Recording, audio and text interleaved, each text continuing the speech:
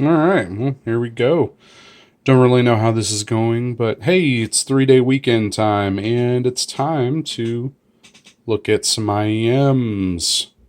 Woo! Uh, no. Hmm. No. Hmm. No. Ah, what do we have here? Inconspicuous. Oh, so Sony, huh? Let's take a look at these. Ah, interesting. Hmm. Made in Japan, huh? Ah, yes, the EX800st. These are the studio monitor versions of the MH7550, I think is what it was. Uh, as well as, the little brother to the EX1000.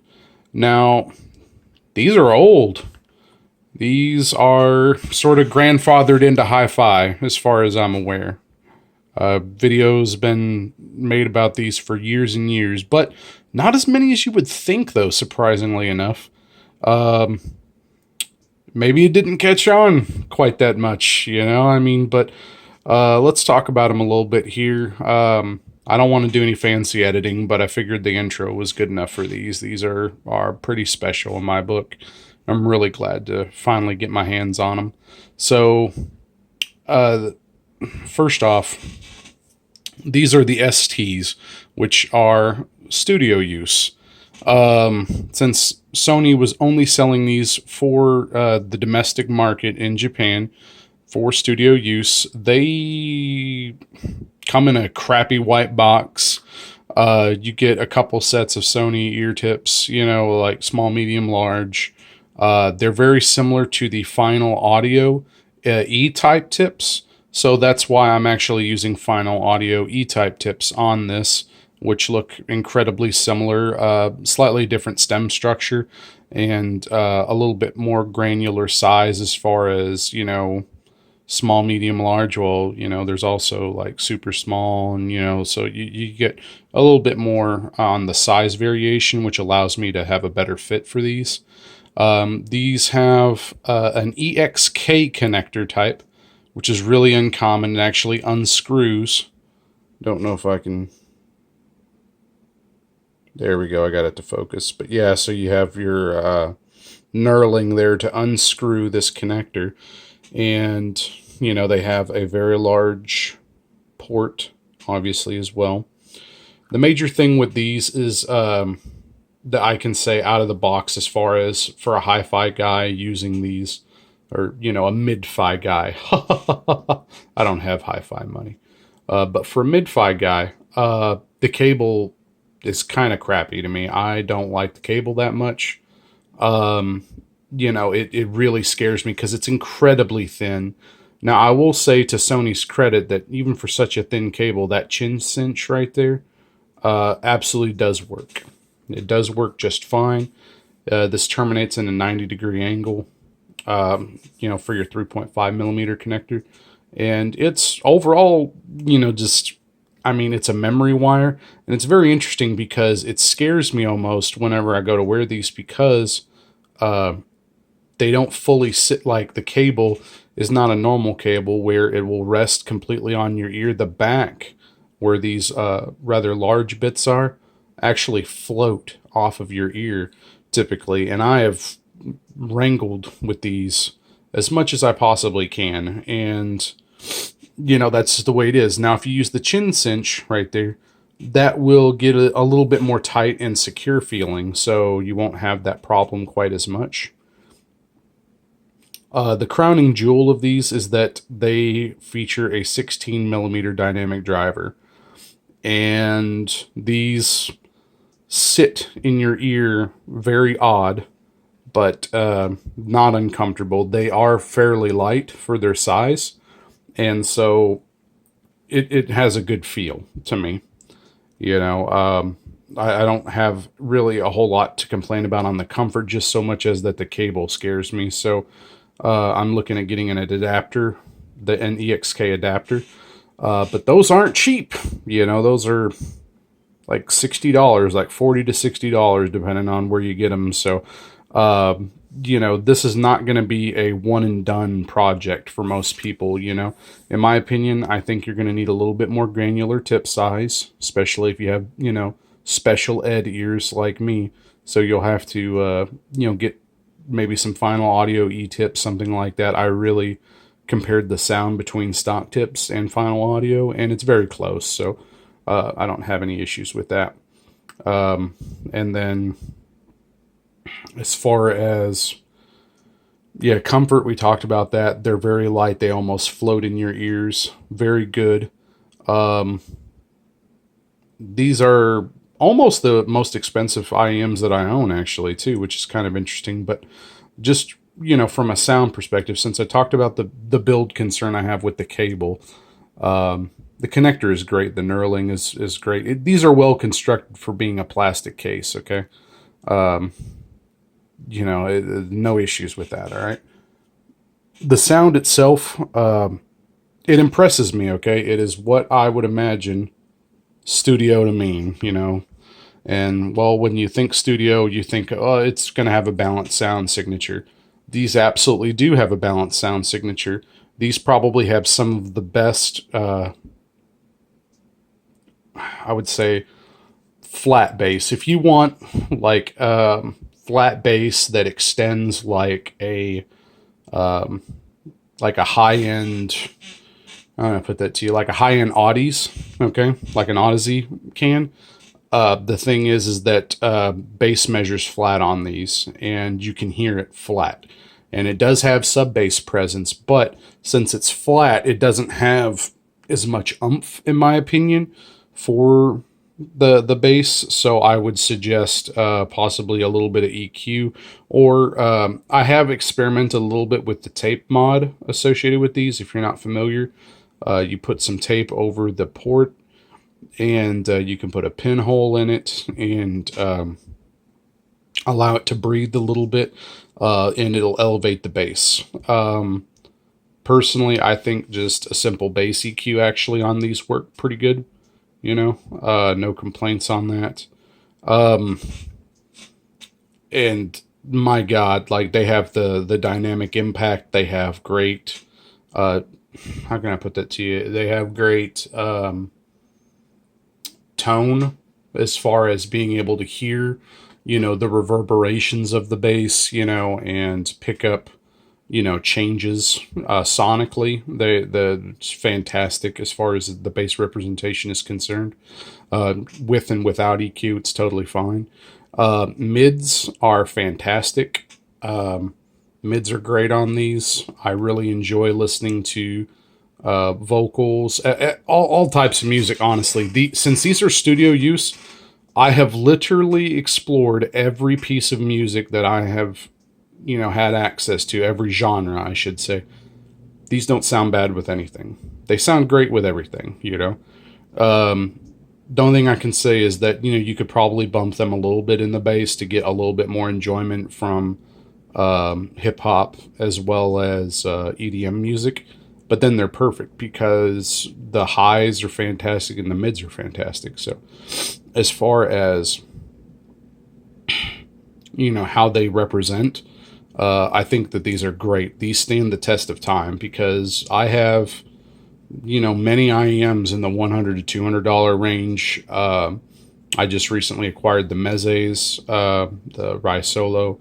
I've got a few more Chi-Fi coming in, the The Audio Legacy 3s, as well as, the Richo and Peacock Spring 1.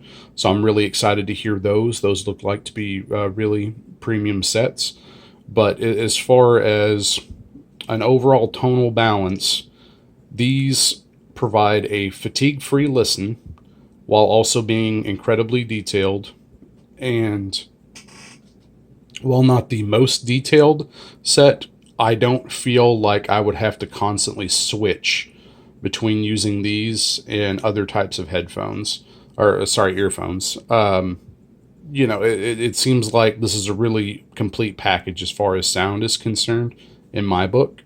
Um, they look goofy as shit. When you put these in your ears, you know, especially with the stock cable and stuff, I don't recommend going out in public with these. So these are not fashion. These are, you know, say maybe you keep these for travel and, you know, you're in your apartment or you're in your hotel room and, you know, you just stay light when you travel. These are fantastic for critical listening, in my opinion. Um, Again, back to mids. Sorry. With mids, vocals are incredibly well represented, male and female vocals. I recently was having some discussions with some people, and about say the Shure tapes and about how they do vocals and a couple other IMs. And what I would say is that for all genres that I've specifically listened to, these are fantastic for vocals. There is no sibilance. Incredibly sibilant tracks that I use to test, we're talking even metal, which, I mean, they're more rock and stuff like that, but, Hail to the King, like that song, is incredibly sibilant, and no sibilance at all on these. So the fact that they achieve the detail without the sibilance and they're balanced tonally, make these really good in my opinion. So no issues at all. I mean, from the sound, I think others have mentioned fit being a problem. I think if you experiment with the Final Audio E-tips, also I did use my personal favorites, as far as just being wacky and weird, are the E-Pros horn shaped tips, and these E-Pros worked fantastic with them. The only issue is that you have to allow them to grip the stem a little bit better with the Sonys. So I actually had to harvest some other IEM tips that I'm not currently using and use those as sort of a support ring around the stem. So in between they call it the balloon technically, but around the balloon and the stem itself, I used it and it worked out great. Those sound good. They smooth out the sound a little bit too much probably, and you have to listen at a louder volume because of that. But fantastic. They get a thumbs up for me for comfort with those. And the same thing goes for the Final Audios. So no issues with either of those. I think Sony they've done a really good job with this set. I know the EX1000 is supposed to be the step up. The treble scares me a little bit on those, so I don't know what to expect, but no issues. All right. The case is pretty basic, it's a pretty basic case. It's pretty nice to have though, regardless. It is a bit firmer, and pretty crush resistant, so that's a good thing, especially when you're dealing with angled connectors like these. It never hurts to be on the safe side with that kind of stuff. I don't know. That's really all I have to say about these. I mean, they're top to bottom fantastic. I know that I alluded in because I've been talking in the forums a little bit, but as far as detail and separation, these are incredibly detailed. The imaging is incredibly precise, and because the soundstage is so large on these, that you actually get a really nice effect as far as anytime you have spatial cues, anytime you have panning audio, things like that. These absolutely stand out. They're really good about that. So I imagine that mixing and mastering, in the studio use for these would have been great, because of that. I mean, absolutely no issues whatsoever. In fact, I would say that these are the largest sound staging headphones that I've had, or earphones, sorry, outside of My iSign 10s that I used to previously have were incredibly open and wide, but I don't know. I mean, at times these feel comically wide, where it's almost like exaggerated, like you would expect, where people talk about the HD800 being an exaggerated soundstage. That's almost the way these present themselves in my mind, how I would imagine that to be, except that they maintain the incredible imaging as well. So, again, overall, they're quite impressive. I mean, they got some odd quirks about them. Replace the cable, maybe get a better case if you want that. But as far as the body is concerned, these got that rockin' bod, okay. But for the tip, you can experiment. I've definitely tried a lot of different tips, but I keep coming back to the Final Audio Type E tips because when Sony designed these, they designed them with their tips in mind, and Final Audio Type E tips are very close to that, so they absolutely represent the sound well. And for a change of pace, I do like the E Pros. I guess on a side note too, Meze ear tips with the Rise Solo technically work on these too. They don't necessarily sound bad. Maybe a little bit too mid forward for my liking with the Sonys, but they're definitely an option too. So if you are kind of strapped where you have a limited tip selection, try to experiment with what you can, but just keep in mind that Final Audio E-tips are the cheap and easy way to go if possible. So anyway, guys, thanks. Hope this was cool. Sorry, I'm not living up to the hype as much. I'm not going to do any editing on this one, but it was really interesting. Just these stand at the mountain right now. These are the best IEMs that I own. As far as sound is concerned, they do the best job with sound. But anyway, all right, you guys have a good one. Enjoy your holiday weekend.